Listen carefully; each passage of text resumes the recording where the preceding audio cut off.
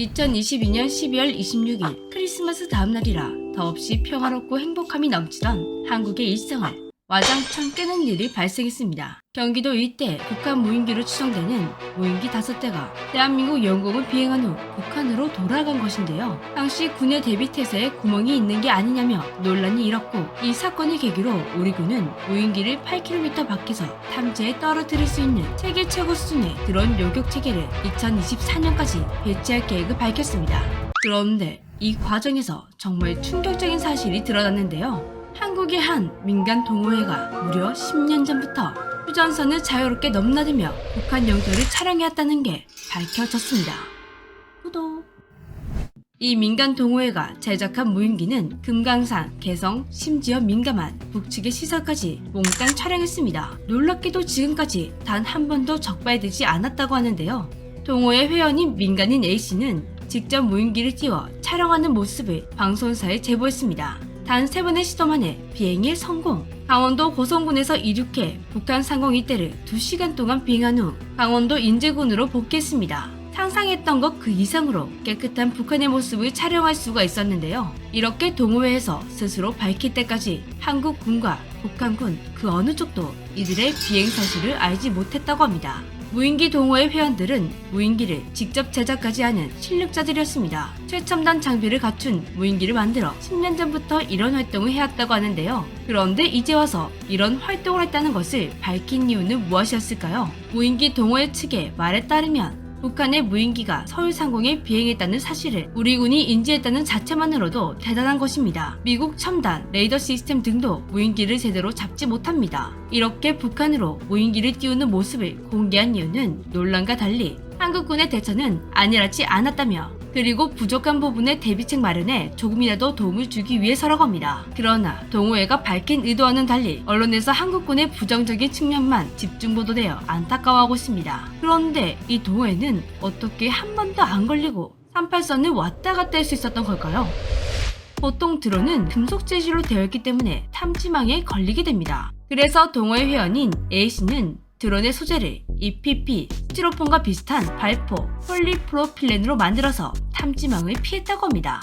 덕분에 국내 비행금지 구역에서도 거의 적발되지 않았다고 하는데요. 또한 원래도 무인기는 워낙에 작고 비행고도도 낮고 속도도 느리다 보니 레이더에 잘 잡히지 않는다고 합니다. 어렵게 포착한다고 해도 도심지에서는 민간의 피해가 우려되어 격추가 어려운 실태일 겁니다. 전문가들이 앞으로 무인기가 군사적 중요한 수단으로 될 것이라고 보는 만큼 우리에게 위협으로 작용할 가능성도 크다고 입을 모으고 있는데요.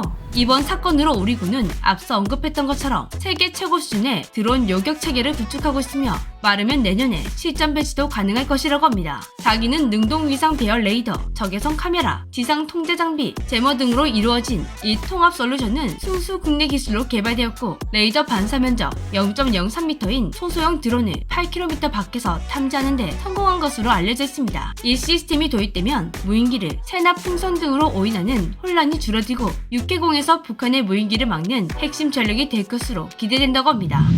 한국은 의외로 드론을 일찍 받아들인 선진국 중 하나라고 합니다. 한국이 드론 기술을 군사무기에 접목시킨 시기는 놀랍게도 1970년대인데요. 1970년대 말 국방과학연구소에 드론을 만들라는 지시가 내려졌다고 합니다. 북한과의 전쟁을 대비하기 위해서였죠. 한국군은 만약 다시 전쟁이 시작되면 북한을 방공으로 교란시켜 대공 화력을 약화시킨 후 전폭기를 투입하는 작전을 세웠다고 합니다. 이때 방공으로 교란시킬 방법으로 드론을 사용하려 했던 것이죠. 영국으로부터 기술을 이전받아 개발이 시작되었고 1981년 드론 설계, 초도 비행까지 성공했습니다. 하지만 그 이후 국방과학연구소 인력이 감축되면서 연구 진입 뿔뿔이 흩어지게 되었고 상용화에는 실패했습니다. 그렇게 한국의 첫 드론이 뻔했던 설계는 마무리되지 못하고 사업이 끝나버렸습니다. 그러면서 드론에 대한 관심마저 사라지게 되었는데요. 그런데 1990년대 걸프전에서 미국의 무인 정찰기 파이오니어의 활약을 보고 드론에 대한 관심이 다시 살아났습니다. 한국 항공우주산업에서 다시 드론 개발을 시작했는데요. 앞서 개발했었던 설계는 송골매 개발에 좋은 밑거름이 되었다고 합니다. 국내 최초 드론인 송골매가 완성되고 1999년 초도 납품이 시작, 2000년대부터 실전 배치되었습니다. 그런데 지금은 일찍 시작한 게 무색할 정도로 한국의 군사용 드론 사업은 발전 속도가 처지고 있다고 합니다. 2015년 무인기 분야 점수가 85점이었던 것이 82점으로 하락했고 순위 역시 7위에서 8위로 내려오게 되었습니다. 이렇게 뒷걸음질을 치게 된 이유는 한국에 종합발전 계획이 없어서라고 하는데요. 무인기의 활용 범위는 날이 갈수록 확장되고 있고 무인기의 형태도 다양해지고 있습니다. 국방부가 이 발전 속도에 맞춰 통합적인 발전 로드맵을 구축해야 하는데 여기에 대해서는 의견만 수년째 제시되고 있을 뿐 진전이 없다고 합니다. 또 다른 문제점은 핵심 기술 확보가 안 되고 있다는 것인데요. 이미 배치되어 있는 송범위와 참매 그리고 개발 중이거나 양상 중인 무인기에도 엔진은 모두 외국의 것이라고 합니다. 그나마 2020년부터 엔진 국산화 노력이 시작되고 있다고 합니다. 하지만 우리보다 뒤늦게 시작한 튀르키예보다 이미 10년 정도 늦어졌다고 합니다. 한국의 방위 사업 절차는 순차적인 방식을 고수하다 보니 정말 복잡하고 오래 걸린다고 하는데요. 차기 군단 정찰용 무인기의 경우 2000년대 중반 전력 소요가 결정되었는데 지금까지도 개발이 진행 중입니다. 반면 튀르키예는 동시 병행적으로 진행되고 있습니다. 덕분에 튀르키예는 한국보다 10년 늦게 시작하게 되었지만 10년 이상 앞서가게 되었다고 합니다. 이런 점들은 제발 우리나라도 배웠으면 좋겠네요. 드론은 정말 전 세계가 주목하고 있는 사업입니다. 위와 같이 군사 목적뿐만 아니라 우리 일상에도 많이 스며들고 있는데요. 이번에 북한을 정찰하던 동호회처럼 드론을 즐기는 일반인들도 많아졌고 미국 아마존에서는 택배 2.27kg 이하의 상품을 드론으로 배송하기 위해 시도하는 중입니다. 아직까지는 드론 혼자서 배달하는 건 무리이기 때문에 여러 사람이 함께 배달하는 진풍경이 펼쳐진다고 하는데요. 한국에서도 드론 배송이 시도되고 있습니다. 대구에서 도미노 피자가 드론 배달 서비스를 진행했었습니다. 4월 1일부터 6월 25일까지 하루 11건씩 배달을 했는데요.